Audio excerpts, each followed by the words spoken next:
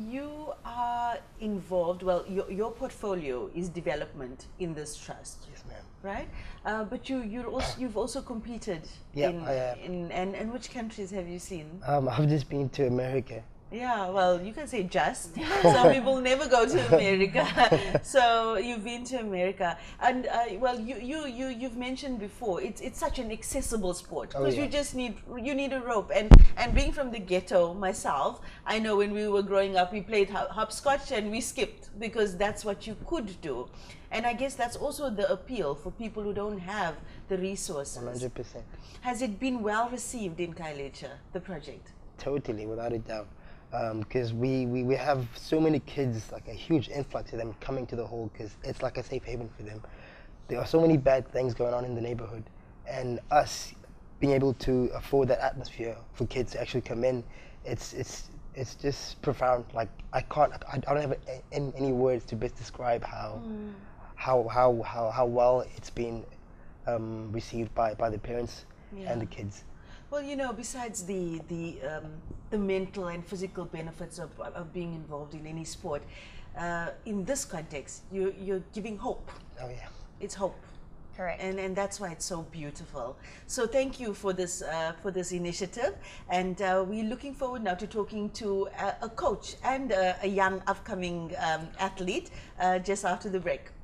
Thank you so much for Thank having you. us. Yes, Yes, you're welcome. thank you. Well, please stay tuned. We'll be joined by a coach, just like I said earlier, a coach and an athlete from rope skipping, who's going to give us a deeper insight into the sport.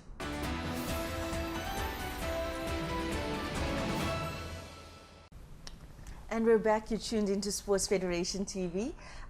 Joining me now, still from the world of rope skipping, is Malusi Tumtumani and Masikoli Filani.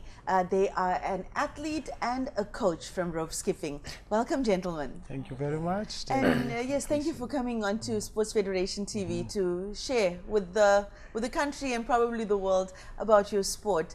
Now, you are an athlete in the sport.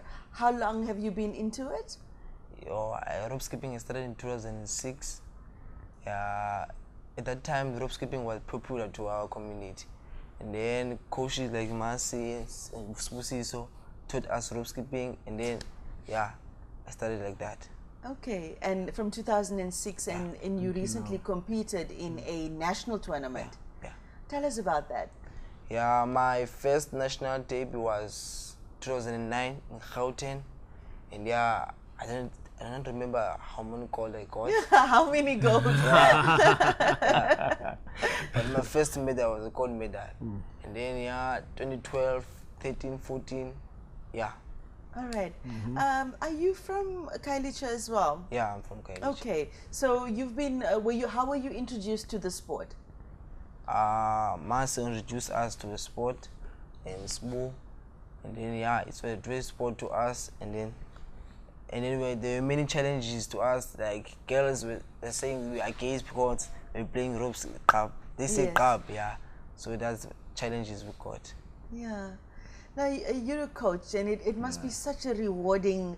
I don't know if job is the right word to use, but let's say a calling. Let's say it's a calling. How did you also get involved in the sport?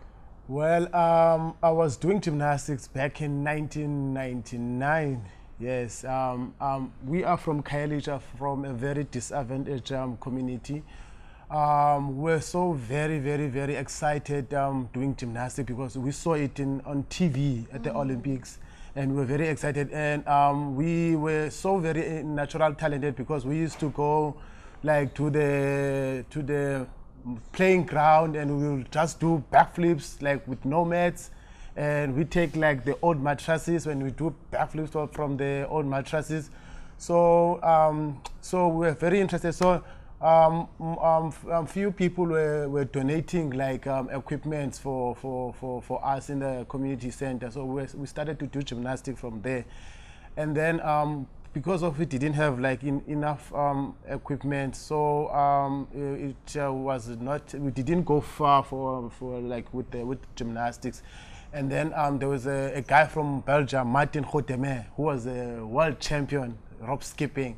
So he came to our community He was sent from South African Gymnastics Federation to come and help us.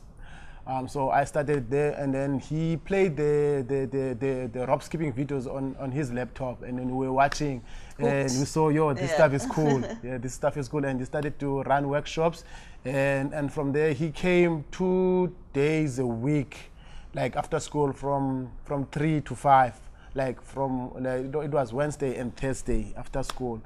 And I think he did a program for a year, and then after a year, he went back to Belgium. And he left out with coaching manuals and skills and DVDs so that we can, because we didn't have coach, and then so that we can coach ourselves. And then after a year, and then he came back to see how we are progressing. And I think we started like with 50, we were around 50 kids. And then when we came back, the number dropped down. Some of the kids, like they went back to all those things, you know. In our communities, there's gang, there's abuse, alcohol abuse, and there's drugs. So all of them, they went to gang, and we are like 4 people left in the club. And then it was so sad to see that. Malusi, how has the sport changed your world?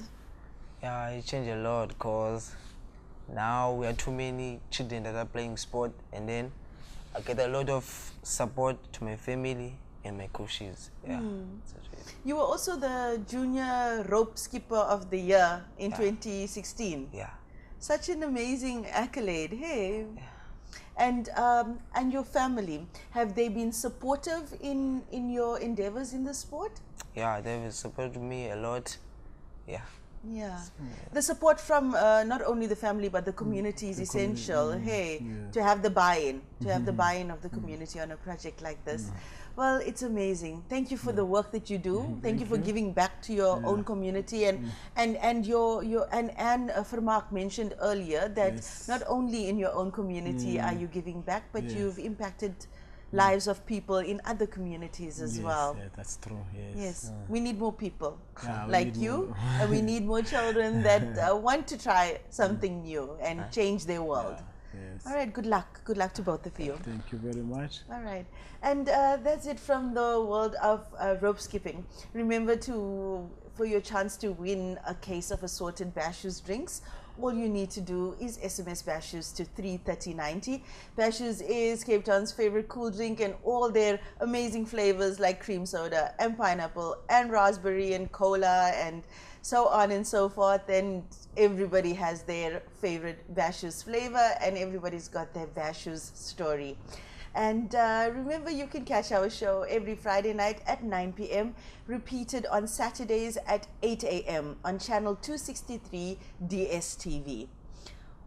Whichever sport you're playing, and even if you don't have a sport yet, we hope you find a sport that's just perfect for you. And if you're playing a sport this weekend, lekker speel. I'm Lenyukta Chetty, and thank you for tuning in to Sports Federation TV.